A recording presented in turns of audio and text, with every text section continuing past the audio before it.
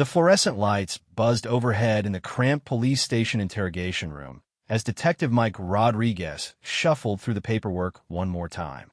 He had seen plenty of stolen valor cases in his 15 years on the force, but something about this one felt different.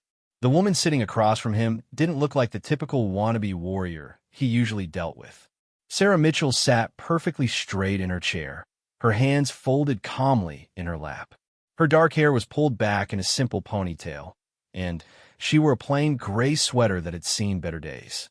What caught Rodriguez's attention wasn't what she was wearing, but how she carried herself. There was a stillness about her that reminded him of his brother, who had done 3 tours in Afghanistan. "So, Miss Mitchell," Rodriguez began, clicking his pen, "you want to explain to me why you were at the Veterans Affairs office this morning claiming to be a former Navy SEAL?" Sarah's green eyes met his without flinching. "I wasn't claiming anything, Detective. I was simply trying to access my benefits." "Your benefits?" Rodriguez leaned back in his chair. "Ma'am, according to our records, you've never served a day in the military. In fact, the only job history we can find for you is working at a coffee shop downtown for the past 3 years." The complaint had come in around noon. A veteran at the VA office had overheard Sarah talking to a benefits counselor about her time in special operations. He'd gotten suspicious and called in. Stolen valor was a federal crime, and Rodriguez took it personally. His own father had served in Vietnam and came home to protesters spitting on him. The idea of someone pretending to have earned those stripes made his blood boil. "The gentleman who reported you said you were discussing classified operations," Rodriguez continued. "He said you mentioned specific mission details that only someone with high-level clearance would know." Sarah remained silent, her expression unreadable. Rodriguez had interrogated enough people to know when someone was preparing to crack, but this woman seemed as solid as granite. "Look, I get it," Rodriguez said, softening his tone slightly. "Maybe you got caught up in the moment. Maybe you wanted to impress someone. But impersonating a military service member is serious business. It's not just about lying. It's about dishonoring every person who actually put their life on the line for this country." "I understand your perspective, Detective," Sarah said quietly. Her voice carried a slight rasp, as if she didn't use it often. "But I think there's been a misunderstanding." Rodriguez pulled out a manila folder and spread several documents across the table. "These are military records, Miss Mitchell. Every person who serves leaves a paper trail. Boot camp, training assignments, deployment records, medical files. You know what we found when we searched for Sarah Mitchell in the Defense Department database?" Sarah glanced at the papers, but didn't reach for them. "Nothing," Rodriguez continued. "Absolutely nothing. No record of you ever setting foot on a military base, let alone completing SEAL training. Do you know how hard it is to become a Navy SEAL? Less than 20% of candidates make it through basic underwater demolition training. These are some of the toughest, most elite warriors in the world." He stood up and began pacing behind his chair. "And you want me to believe that a woman who's been serving coffee for 3 years somehow completed that training without leaving a single trace in the system?" Sarah's jaw tightened almost imperceptibly. "The system doesn't always contain everything, Detective." "Right," Rodriguez scoffed. "Let me guess. You were part of some super-secret Black Ops program that doesn't officially exist. Is that what you're going with?" For the first time since the interrogation began, Sarah's composure seemed to crack slightly. Her fingers twitched against her leg, and Rodriguez caught a glimpse of something on her wrist as her sleeve rode up. It looked like a tattoo, but it was mostly hidden. "I'm not going with anything," Sarah said. "I'm simply telling you that your assumptions might be incorrect." Rodriguez sat back down and leaned forward. "Okay, I'll play along. Let's say, hypothetically, that you did serve. Where? When? What was your unit?" "I can't discuss operational details." "Of course you can't." Rodriguez's patience was wearing thin. "Miss Mitchell, I'm trying to help you here. If you come clean now, maybe we can work out some kind of deal. But if you keep playing these games, you're looking at serious federal charges." The door to the interrogation room opened, and Rodriguez's partner, Detective Lisa Chun, stuck her head in. "Mike, can I see you for a minute?" Rodriguez excused himself and stepped into the hallway. Chin was holding a cup of coffee and looked troubled. "What's up?" he asked. "I just got off the phone with the VA office," Chin said. "The benefit counselor Sarah was talking to. She's been doing this job for 12 years, worked with thousands of veterans. She says Sarah knew details about SEAL operations that she's only heard from guys who were actually there." Rodriguez frowned. "So what? She could have gotten that information anywhere. Internet, books, movies." "Maybe," Chin said. "But there's something else. I ran a deeper background check on her. The coffee shop job? It's real, but it's only been 3 years. Before that, there's nothing. It's like Sarah Mitchell didn't exist before 2021. "What do you mean, nothing?" "I mean nothing," Chin emphasized. "No high school records, no college transcripts, no previous addresses, no family connections. It's like she materialized out of thin air 3 years ago." Rodriguez looked back through the small window in the interrogation room door. Sarah sat exactly as he had left her, hands folded, staring straight ahead. But now he noticed something else. The way she positioned herself in the chair gave her a clear line of sight to both the door and the window. It was subtle, but it was the kind of tactical awareness that came from training. "There's one more thing," Chin said. "I checked with immigration and customs. No record of a Sarah Mitchell entering the country in the last 5 years. Rodriguez rubbed his temples. In his experience, there were usually 2 explanations when someone's background was this clean. They were either running from something or they were running toward something. Neither option made him feel good about this case. "Has she asked for a lawyer?" Chin asked. "No, that's another weird thing. Most people start demanding legal representation the moment we read them their rights. She's been completely cooperative, just evasive." Rodriguez made a decision. "I'm going to push harder. See if I can get her to slip up." He returned to the interrogation room and closed the door behind him. Sarah hadn't moved. "Miss Mitchell, my partner just shared some interesting information with me. It seems your background is remarkably clean. Almost impossibly clean."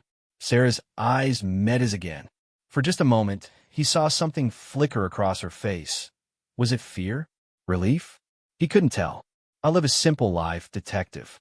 Simple lives still leave traces. School records, birth certificates, tax returns. But you? It's like you didn't exist before 3 years ago." Rodriguez sat down and leaned across the table. "Now I'm wondering if Sarah Mitchell is even your real name." The woman across from him took a slow, measured breath. When she spoke, her voice was even quieter than before. "Sometimes people have very good reasons for starting over, detective. Sometimes it's the only way to stay alive." The words hung in the air between them. Rodriguez felt a chill run down his spine. This wasn't the response of someone caught in a lie. This was the response of someone who had been running from something for a very long time. "Where are you running from, Sarah?" She was quiet for so long that Rodriguez began to wonder if she was going to answer at all. When she finally spoke, her voice was barely above a whisper. "The question isn't what I'm running from, detective. The question is whether they've found me." Outside the interrogation room, Detective Chun was making phone calls, trying to dig deeper into Sarah Mitchell's mysterious past.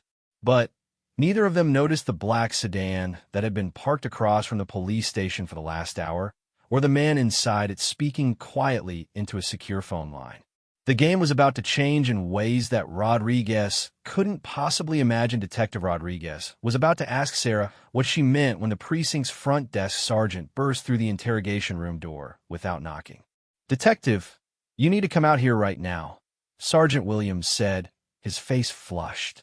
Williams had been on the force for 23 years, and Rodriguez had never seen him look rattled like this. "Can it wait? I'm in the middle of an interrogation." "No, sir, it really can't." Williams glanced nervously at Sarah, who was watching the exchange with interest. "There are some very important people here who want to speak with you about your suspect."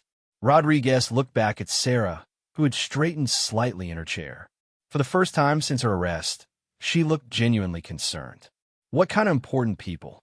"The kind that travel with armed escorts and don't take no for an answer," Williams replied. "Captain wants to see you in his office immediately." Rodriguez stood up reluctantly. Something about this whole situation was spiraling beyond his control, and he didn't like it. Miss Mitchell, I'll be right back.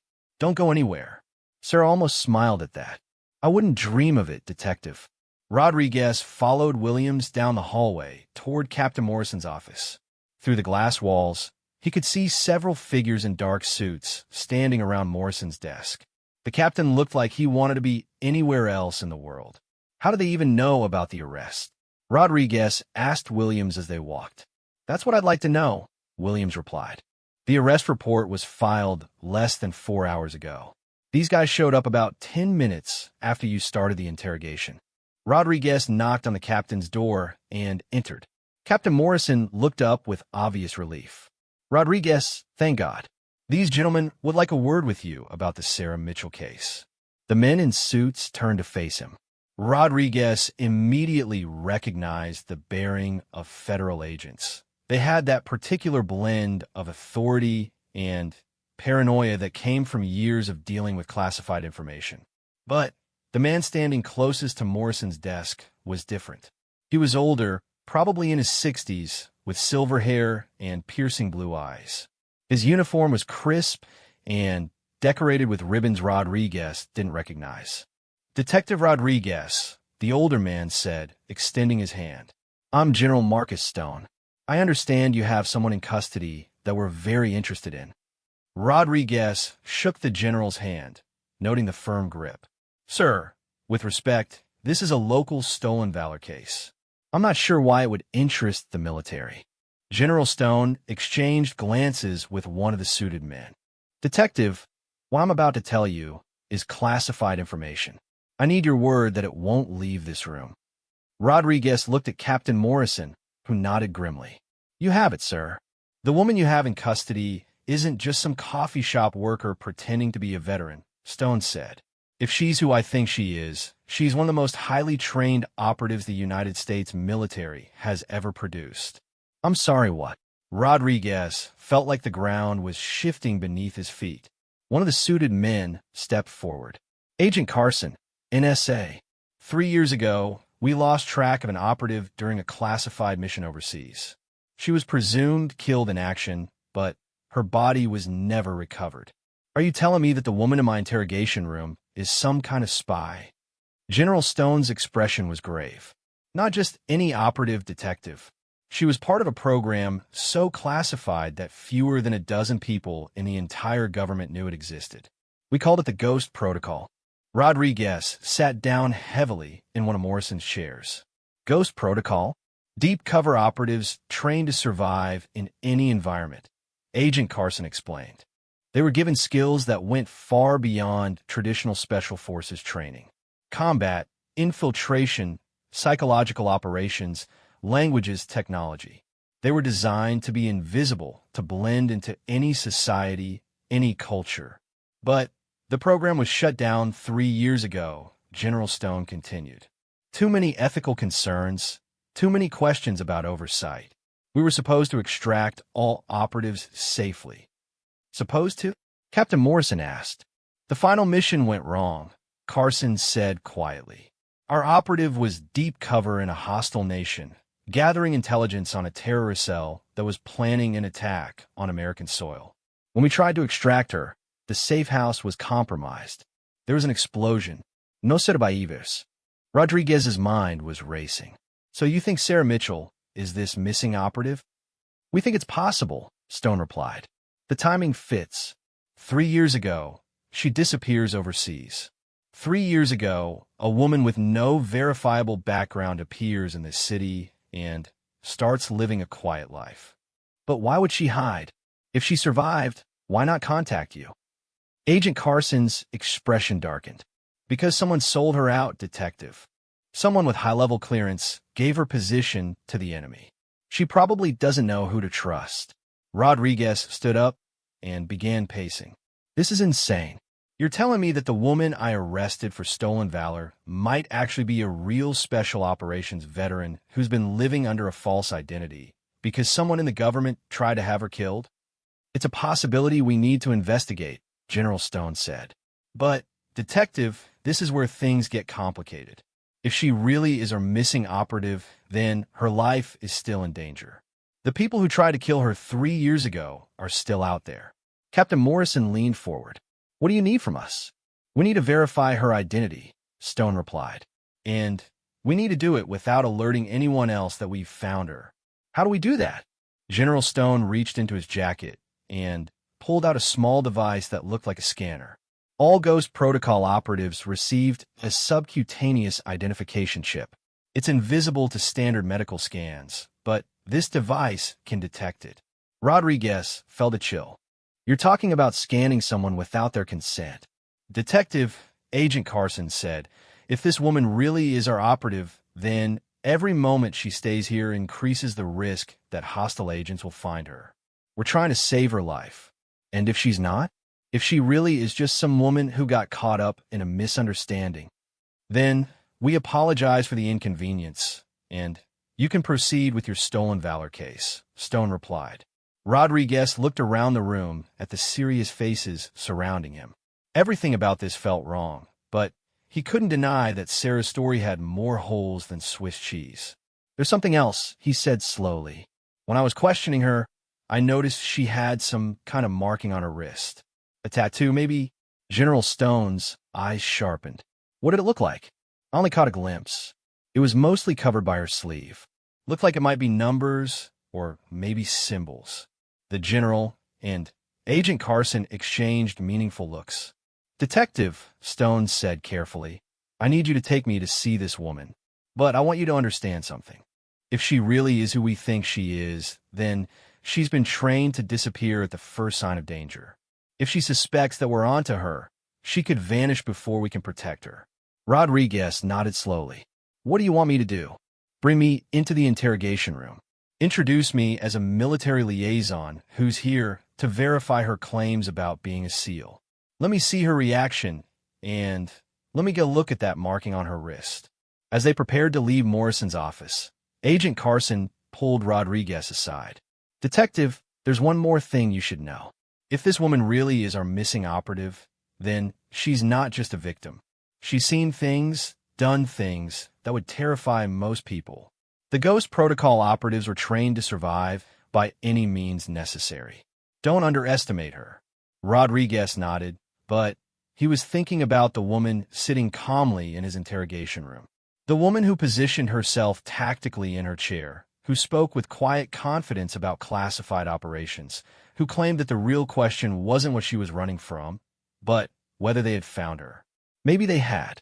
As the group made their way down the hallway toward the interrogation room, Rodriguez couldn't shake the feeling that he was walking into something much bigger and more dangerous than a simple stolen valor case. Through the small window in the door, he could see Sarah sitting exactly where he had left her, hands folded, staring straight ahead. But something had changed. Her posture was different now, more alert. It was subtle, but Rodriguez had spent enough time around predators to recognize when one was preparing to move. General Stone paused at the door and turned to Rodriguez. Detective, when we go in there, I need you to watch her hands. If she makes any sudden movements, any movement at all, you get between her and the door. Do you understand? You think she's dangerous? I think, Stone said quietly, that if she really is our ghost, then she's one of the most dangerous people you'll ever meet. Detective Rodriguez opened the interrogation room door and stepped inside, followed by General Stone. Sarah looked up as they entered, and Rodriguez watched her face carefully for any reaction. Her green eyes moved from Rodriguez to the general, taking in his uniform, his bearing, his age. For just a split second, Rodriguez saw something flicker across her expression. Recognition? Fear? Relief? It was gone too quickly to identify. Miss Mitchell, Rodriguez said, settling back into his chair. This is General Stone. He's here as a military liaison to help us sort out this situation. General Stone remained standing, his hands clasped behind his back. Ms. Mitchell, he said formally, I understand you've claimed to have served as a Navy SEAL. Sarah's eyes never left the general's face. I've made no such claims, sir. I was simply attempting to access benefits that I believe I'm entitled to. I see. Stone moved closer to the table, his gaze sharp and assessing. And these benefits you believe you're entitled to, they're based on what type of service? Classified service, Sarah replied quietly. Rodriguez watched this exchange with growing fascination. There was something happening here that went beyond words. It was like watching two chess masters size each other up before making their opening moves. General Stone pulled out the chair across from Sarah and sat down. Classified service covers a lot of territory, Ms. Mitchell. Could you be more specific? I think you know I can't do that, sir. Can't or won't. Sarah's jaw tightened slightly. Both. Stone leaned back in his chair, studying her. You know, I've spent 40 years in the military, Ms. Mitchell. I've worked with Special Forces operators from every branch of service. SEALs, Delta Force, Rangers, Marine Force Recon. They all have something in common. What's that, sir? They remember their training. More than that, they carry it with them. Stone's voice dropped lower. It shows in how they move, how they sit, how they assess their environment. Take you, for instance. Sarah remained perfectly still. You've been in this room for almost 2 hours, Stone continued, and you haven't taken your eyes off the exit once. You positioned yourself so you can see both the door and the window. When Detective Rodriguez left earlier, you tracked his movement even though you were trying to appear disinterested. Rodriguez realized the general was right. He'd noticed Sarah's positioning himself, but hadn't considered the full implications. Those are habits that come from training, Stone said. Expensive training. The kind of training that the U.S. military doesn't provide to coffee shop workers. Sarah's breathing remained steady, but Rodriguez caught a slight tensing of her shoulders. General Stone stood up and walked around the table, positioning himself behind Sarah's chair. Rodriguez tensed, remembering the warning about watching her hands. There's something else, Stone said conversationally. Real special operations veterans, especially those who've served in combat zones, they have certain tells. Scars, for instance, calluses from weapon handling, and sometimes more distinctive markings. Stone was now standing directly behind Sarah. She hadn't turned to track his movement, but Rodriguez could see the muscles in her neck were rigid with tension. For example, Stone continued, certain classified programs had unique identification protocols, ways to verify identity that went beyond standard dog tags or ID cards. Sarah's hands, which had been folded calmly in her lap throughout the entire interrogation, suddenly clenched into fists. Ms. Mitchell, Stone said softly, would you mind rolling up your sleeves? The request hung in the air like a challenge. Rodriguez held his breath, waiting for Sarah's response. I don't think that's necessary, she said, but her voice had lost some of its steadiness. Humor me, Stone replied. If you're really who you claim to be, then you have nothing to hide. Sarah turned in her chair to face the general. For the first time since Rodriguez had met her, she looked genuinely rattled. And if I refuse? Then Detective Rodriguez continues with his stolen valor investigation, and you face federal charges for impersonating a military service member. Rodriguez watched this standoff with fascination. It was clear that both Sarah and General Stone knew more than they were saying, but neither wanted to be the first to reveal their hand. Finally, Sarah made her decision. Slowly, deliberately, she reached for the sleeve of her right arm and began rolling it up. Rodriguez leaned forward, curious to get a better look at whatever marking had caught his attention earlier. What he saw made him catch his breath. On the inside of Sarah's wrist, about 3 inches above her hand, was a small but intricate tattoo. It wasn't like anything Rodriguez had ever seen before. The design appeared to be a combination of numbers and symbols arranged in a precise geometric pattern. The ink was a deep black that seemed to absorb light rather than reflect it. General Stone moved around the table to get a better look. When he saw the marking, he stopped dead in his tracks. Jesus Christ, he whispered. Sarah's eyes never left the general's face. Do you recognize it? Stone sat down heavily in his chair. He looked like he'd seen a ghost. Where did you get that? He asked, his voice hoarse. You know where I got it. Rodriguez looked back and forth between them. What is it? What does it mean? General Stone didn't answer immediately. He reached into his jacket and pulled out a small magnifying glass, the kind jewelers use to examine precious stones. "May I?" he asked Sarah. She extended her arm without hesitation. Stone examined the marking carefully, his hands shaking slightly. After what seemed like an eternity, he sat back and stared at Sarah with a mixture of awe and disbelief. "Detective Rodriguez," he said without taking his eyes off Sarah, "I need you to clear this room.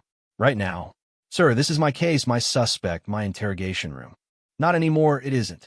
Stone's voice carried the full weight of his military authority. "What we're dealing with here is far above your clearance level." Rodriguez stood up frustrated. "General, with all due respect, I have no idea what's going on here, but this woman was arrested in my jurisdiction for a crime under my investigation." General Stone finally looked at him. "Detective, that marking on her wrist? It's not a tattoo. It's a biosignature. It's created using a classified nanotechnology that embeds specific identification codes into the skin itself." Rodriguez felt the world tilt slightly. "What does that mean?" "It means," Stone said quietly, "that the woman sitting in your interrogation room isn't just a Navy SEAL. She's something that officially doesn't exist." Sarah spoke for the first time in several minutes. "General, you need to get Detective Rodriguez out of here. Now." "Why?" Rodriguez demanded. Sarah looked at him with what might have been pity. "Because every second you spend in this room with me puts you in danger, Detective. There are people who would kill you just for seeing that mark." Stone nodded grimly. "She's right. Detective, I'm ordering you to leave this room and to forget everything you've seen here." "I can't do that." "You can and you will," Stone replied firmly. "Because if you don't, then by tomorrow morning there won't be a Detective Rodriguez, there won't be a Sarah Mitchell, and there won't be any record that this conversation ever took place." Rodriguez looked at Sarah, who nodded slowly. "He's not exaggerating, Detective. These people don't leave loose ends." "What people?" Sarah and General Stone exchanged glances. "The kind of people," Sarah said quietly, "who thought I was dead until about 20 minutes ago." Outside the police station, the man in the black sedan made another phone call. "Target confirmed," he said into the secure line. The general just verified the biosignature. "She's alive." There was a pause as he listened to instructions. "Understood," he replied. "Initiating Phoenix protocol. No survivors." He ended the call and reached for a small device on his dashboard. When he pressed the button, every cell phone within a 3-block radius would lose signal. Emergency communications would be jammed, and a team of highly trained operatives would begin moving toward the police station. Sarah's 3 years of hiding were about to come to an end. Rodriguez was about to argue further when Sarah suddenly stood up, her entire demeanor changing in an instant. The calm, passive woman who had sat quietly through hours of interrogation was gone, replaced by someone who moved with predatory grace. "General," she said urgently, "how many people know you're here?" Stone frowned. "My security detail, Agent Carson, a few others." "Why?" "Because we need to leave. Now." Sarah moved to the small window and peered through the blinds. "Detective, how many exits does this building have?" Rodriguez was confused by the sudden shift in tone. "Main entrance, rear emergency exit, and a side door that leads to the parking garage." "What's going on?" Sarah turned back to them, and Rodriguez was struck by how different she looked. Her posture was straighter, more confident. Her eyes moved constantly, assessing threats. This was not the same woman who had been quietly answering questions 20 minutes ago. "General Stone," she said, "I need you to tell me exactly who else knows about the biosignature verification." "My aide called it into the Pentagon as soon as I confirmed the marking," Stone replied. "Standard protocol for a ghost protocol recovery." Sarah closed her eyes and took a deep breath. "Then, we're compromised. They'll be here within minutes." "They who?" Rodriguez demanded. "The same people who tried to kill me 3 years ago," Sarah replied grimly. "The same people who've been hunting Ghost Protocol operatives since the program was shut down." General Stone stood up slowly. "What are you talking about?" "The threat was neutralized. We eliminated the security breach." Sarah looked at him with something approaching pity. "General, With respect, you eliminated a scapegoat. The real threat was never some rogue agent or foreign operative. It was someone high up in the command structure. Someone who had access to all Ghost Protocol files. That's impossible. The investigation was thorough. The investigation was designed to fail, Sarah said flatly. General, how do you think they found me in Romania 3 years ago? I was deep cover, no contact with command for 6 months. The only way they could have located me was through someone with access to my emergency protocols. Rodriguez watched this exchange with growing alarm. Are you saying someone in the U.S. government tried to have you killed? Not just tried, Sarah replied. They succeeded as far as the world knows. Agent Elena Vasquez died in that explosion in Romania. Sarah Mitchell was born in the aftermath. General Stone sat back, down heavily. Elena Vasquez. I remember your file. You were one of our best. I was your best, Elena said simply. And that made me a threat to whoever was selling Ghost Protocol secrets to the highest bidder. Rodriguez's mind was reeling.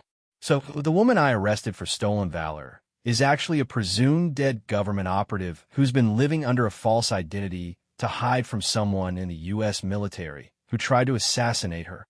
That's a simplified version, but essentially correct, Elena replied. This is insane. Detective Elena said, moving back to the window. In about 30 seconds, your phone is going to lose signal. So is everyone else's in this building. That's when you'll know they've arrived. As if on cue, Rodriguez's phone screen went black. He looked at it in confusion, then checked the signal bars. Nothing. General Stone pulled out his own phone and found the same thing. How did you know that would happen? Because it's standard operating procedure for Phoenix Protocol, Elena said grimly. Complete communications blackout, followed by a surgical strike that eliminates all witnesses and targets. Phoenix Protocol? Rodriguez asked. It's the cleanup protocol they use when ghost operatives surface unexpectedly, Elena explained. The official story will be that a terrorist cell attacked the police station. There will be explosions, gunfire, casualties. When it's over, everyone in this room will be dead, and all evidence of my existence will be destroyed. General Stone was staring at her in horror. Elena, if what you're saying is true, then we need to get you out of here and into protective custody. Elena shook her head. General, you still don't understand. There is no protective custody for me. Whoever's been hunting Ghost Protocol operatives has access to every safe house, every secure facility, every extraction route. That's how they found the others. Others? I wasn't the only ghost who survived their supposed elimination, Elena said quietly. Over the past 3 years, 7 other operatives have surfaced at various times. They all reached out to the military for help. They all died within 48 hours of making contact. Rodriguez felt cold dread settling in his stomach. How do you know that? Because I've been tracking it. Every time one of my former teammates tried to come in from the cold, there would be a convenient accident. A car crash, a gas leak, a random mugging gone wrong. But they weren't accidents. General Stone looked stricken. Why didn't you try to contact us? We could have protected you. Elena turned to face him fully. General, with all due respect, you just proved my point. As soon as you verified my identity, you called it in to the Pentagon. Within minutes, the kill team was activated. If I had contacted you 3 years ago, I would have been dead 3 years ago. Rodriguez moved to the door and tried the handle. It was locked from the outside. That's not possible. This door doesn't lock from the outside. It does now, Elena said. They've taken control of the building's security system. We're trapped until they're ready for us. General Stone stood up and straightened his uniform. Regardless of who's behind this, I won't stand by and let American operatives be murdered by their own government. Elena looked at him with genuine respect. I appreciate that, General, but unless you have a plan for getting us out of here alive, your noble intentions won't matter much. Do you have a plan? Elena moved to the corner of the room and knelt down, examining something near the floor vent. I've had 3 years to study this building's blueprints, Detective. I've mapped every entrance, every exit, every weak point. I chose this coffee shop specifically because it was within 2 blocks of this police station. Rodriguez stared at her. You knew this was going to happen? I knew that eventually someone would figure out who I was. And I knew that when they did, I would need an escape route. Elena stood up and turned to face them. The question is whether you two are coming with me or staying here to die. General Stone didn't hesitate. I'm with you. Rodriguez looked back and forth between them. His rational mind told him this was insane, that he should stay put and wait for backup. But his instincts, honed by 15 years of police work, told him that Elena was telling the truth. What about my partner? Detective Chun is somewhere in this building. Elena's expression softened slightly. Detective, I'm sorry, but if she's still in the building when Phoenix Protocol begins, there's nothing we can do for her. Rodriguez felt something break inside his chest. Lisa Chun had been his partner for 5 years. She had 2 kids and a husband who taught high school math. There has to be something. Detective, Elena said gently. The people coming for us don't leave loose ends. Everyone in this building is already dead. They just don't know it yet. As if to punctuate her words, the lights in the interrogation room suddenly went out. Emergency lighting kicked in a moment later, bathing everything in an eerie red glow. That's our cue, Elena said. She moved to the air vent and produced a small tool from somewhere on her person. Within seconds, she had the vent cover removed. This connects to the main ventilation shaft, she explained. From there, we can access the parking garage. General Stone looked skeptical. You want us to crawl through air ducts? I want us to live through the next 10 minutes, Elena replied. The choice is yours. Rodriguez could hear footsteps in a hallway outside, moving with military precision. Multiple sets advancing in formation. Elena was already halfway into the vent. Gentlemen, whatever you're going to decide it now. Rodriguez looked at General Stone, who nodded grimly and moved toward the vent. As Rodriguez prepared to follow them into the darkness, he couldn't help but think that 12 hours ago, his biggest worry had been whether to get Chinese takeout or pizza for dinner.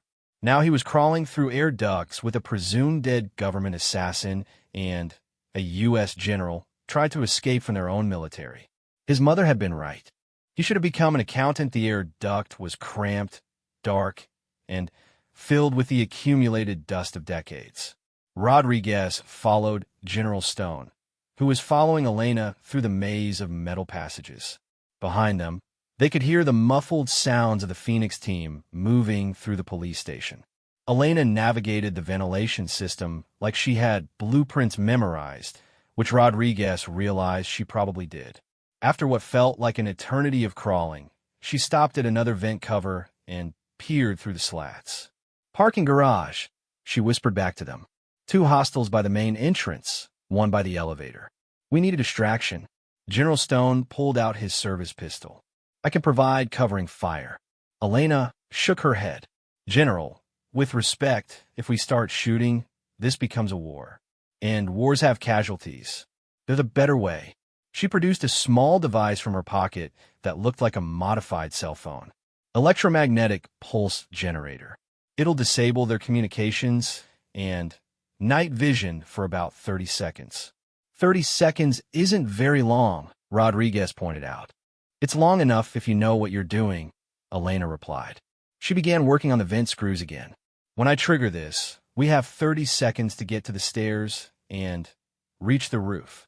From there, we can access the fire escape on the adjacent building. Rodriguez looked at General Stone, who nodded grimly. What happens after we get out of here? After we get out of here, Elena said, we find whoever's been hunting Ghost Protocol operatives, and we end this. How do we do that? Elena's smile was cold and predatory. General, you said 7 other operatives tried to come in from the cold and died within 48 hours. That means whoever's behind this has been very busy for 3 years. Busy people make mistakes, and mistakes leave trails. She finished removing the vent cover and dropped silently into the parking garage. Rodriguez followed, trying to land as quietly as possible. General Stone came last, his joints protesting the confined crawl space. Elena held up the EMP device and showed them 3 fingers, then 2, then 1. The device made no sound when she activated it, but the effect was immediate. The Phoenix Operatives' communications equipment failed simultaneously, and their night vision goggles went dark. In the confusion that followed, Elena led Rodriguez and Stone quickly toward the stairwell. They had made it halfway across the garage when one of the operatives spotted them. "Targets acquired," he shouted, raising his weapon. Elena moved faster than Rodriguez thought humanly possible. She was across the distance between them and the operative before he could fire, disarming him with a technique that Rodriguez couldn't even follow. The man dropped unconscious to the concrete floor. "Move, Elena," he said. They reached the stairwell as more Phoenix operatives converged on their position. Elena slammed the door behind them and did something to the lock mechanism that would delay pursuit for a few precious minutes. "Up," she ordered, taking the stairs 3 at a time. Rodriguez was gasping for breath by the time they reached the roof, but Elena seemed barely winded. She led them across the gravel surface to the edge of the building, where a narrow gap separated them from the adjacent structure. "You can't be serious," General Stone said, looking at the 6-foot gap between buildings. "It's either jump or die, General," Elena replied. "Your choice." She took a running start and leaped across the gap, landing gracefully on the other side. Stone followed, his military training overcoming his age and landing hard but safely. Rodriguez closed his eyes, said a prayer to whatever deity protected foolish detectives, and jumped. He barely made it, his chest hitting the edge of the building hard enough to knock the wind out of him. Elena grabbed his arms and hauled him up onto the roof. "Fire escape," she said, pointing to a metal ladder attached to the side of the building. 2 blocks from here, there's a parking garage. I have a car on the 3rd level." As they climbed down the fire escape, Rodriguez could see Phoenix operatives emerging from the police station building. Some were heading for vehicles, others were setting up a perimeter. It was a military operation conducted with frightening efficiency. They reached the street level, and Elena led them through a series of alleys and back streets that seemed chosen specifically to avoid main thoroughfares and security cameras. Rodriguez was beginning to understand that Elena's 3 years in hiding had been spent preparing for exactly this scenario. The parking garage was old and poorly lit, perfect for concealing their escape. Elena's car turned out to be a nondescript Honda Civic that looked like it had seen better days. But when she started the engine, Rodriguez could hear the modified exhaust system that suggested the vehicle was far more powerful than it appeared. "Where are we going?" General Stone asked as they pulled out of the garage. "Somewhere safe," Elena replied. "Somewhere we can figure out who's been selling Ghost Protocol secrets and how to stop them." Rodriguez was staring out the rear window, watching for pursuit. "How do we know we can trust each other?" "General, how do we know you're not part of this?" Stone looked offended.